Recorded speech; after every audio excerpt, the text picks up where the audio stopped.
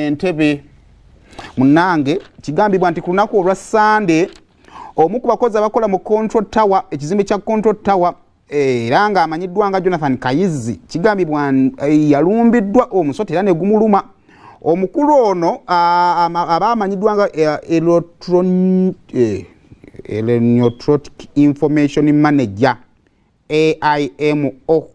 kigambibwa nti yalumbibwa omusota wabula bambi okusinziira ku mwogezi wa Civil Aviation Authority amanyiddwa nga Vianney Rujja agamba nti kigambibwa bugambibwa obukakafu obulaga nti omuntu yalumbiddwa musota tebunnafunika kubanga waliwo ebyo ebigobererwa oba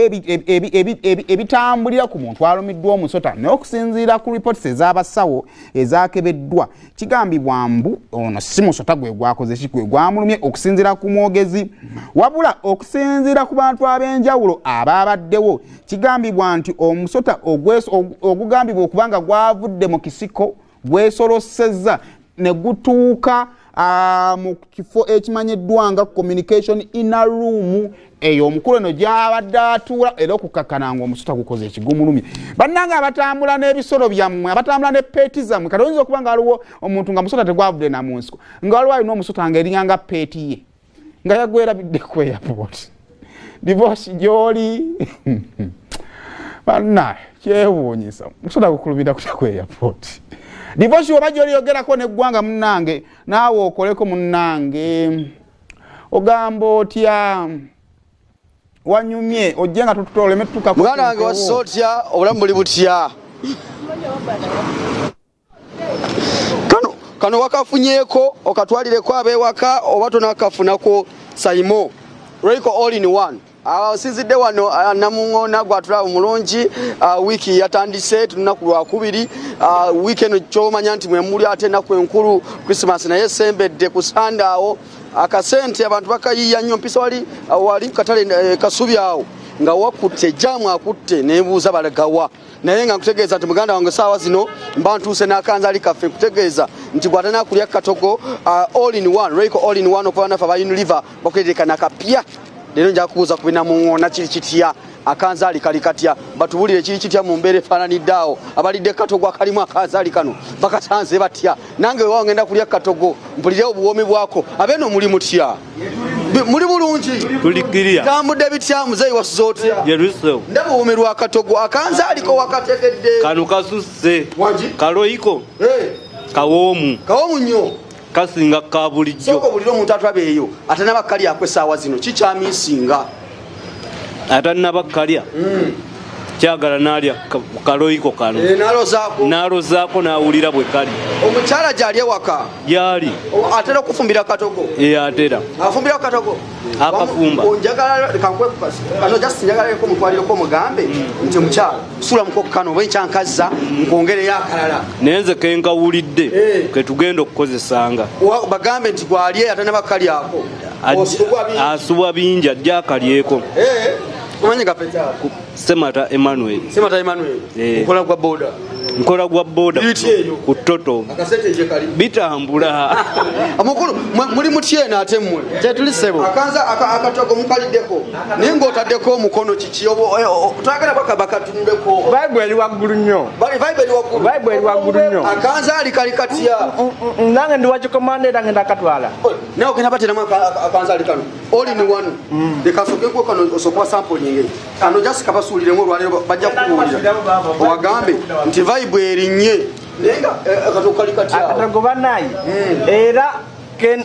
ndiwa wano buli lunaku nensanga ng'akyusiza akanzaali omanya muli bakulwana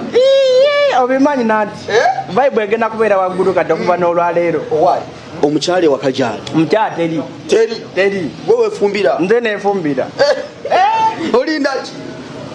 munayo embeera ekyandwa kya kiporotike naye nga nzenna Benfumbira awo nyine awo. Okumira wali. Awo nyine awo. Ekikomando. Batere mwakanzali. Omukulu gogamba otya. Deni sebo. Akatogo soko giye mukono mukatogo ka munno oyagala kubba akatogo ka munno. Nani tuli kusala Okakuuma nnyo tebakabba.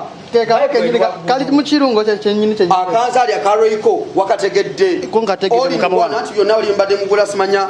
mugula obunzaali bwokka simanya mugula ekale simanya biko bina babitadde muno ekirungo kiri wamu kati omuntu anabakalyako kikyoyiza omugamba kyasubwa oyo yenna atanakalyako ajje nga adduka n'emisinde ey'amaanyi kubanga twakawulidde wano nga kakyekyo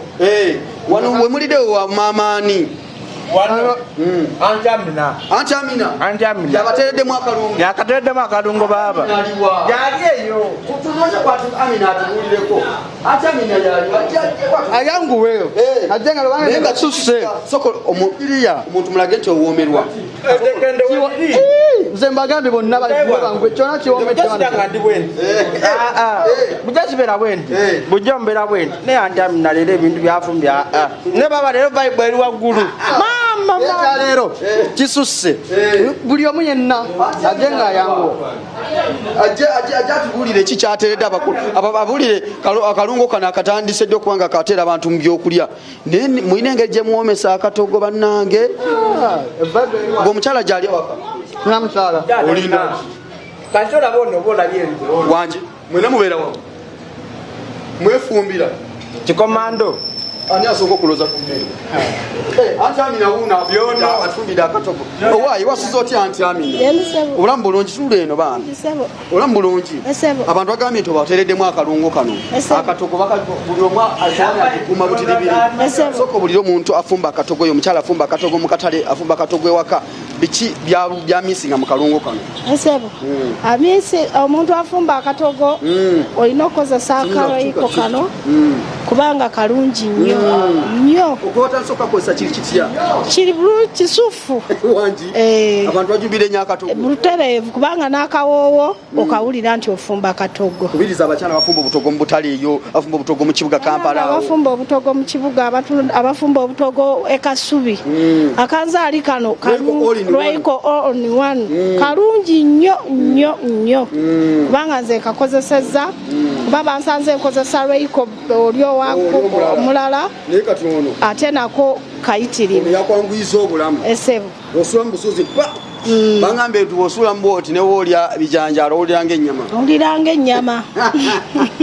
maama wano omazewo bbanga kiwe myaka ngenda 8 myaka 8 esebo wangi iye omwami gyali Yali sebo. Mufumbira katogo. Yes sebo. Katogo na musulira mu all in one, Royco all in one. Sebo. Gwe omukyala ali eyo nga omukyala ono mukyala afumba katogo abafumba mutali ndala abali awina kasero abali awo ku parking kadde molo mwenna mu kibuga Kampala abali e Kasubi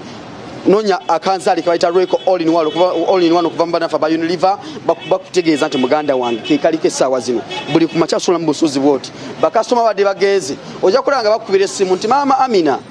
nga tonna bakugulawo watereddemu kyolweggulo kumbe kanzali ka Royco all in one kanonyeko nabagenda munaku enkulu sekukulu mu kyalo ogenze mu kyalo tuba n'olugezigezi nga tuuse mu kyalo bane mufumbire katogo batwalira kanzali obengo olyako kenyini Royco all in one ze divorce matovusize wano namungona mpozi sayimongo ina kyongamba ekirala nenze kanjira ndiyako wana katogo wampa nerinye ddala ngo mwaka gugwako anko katogo era kati wensinzidde kanjira ndiyako katogo mbere bulungi amwera batukadona ko olwencha simanya ate echa tujabeerawa naye katukwatagana olwencha back to Simon Kawalata side zeno ze kirungo kya Royco all in one mbere nga ate mu kyefunira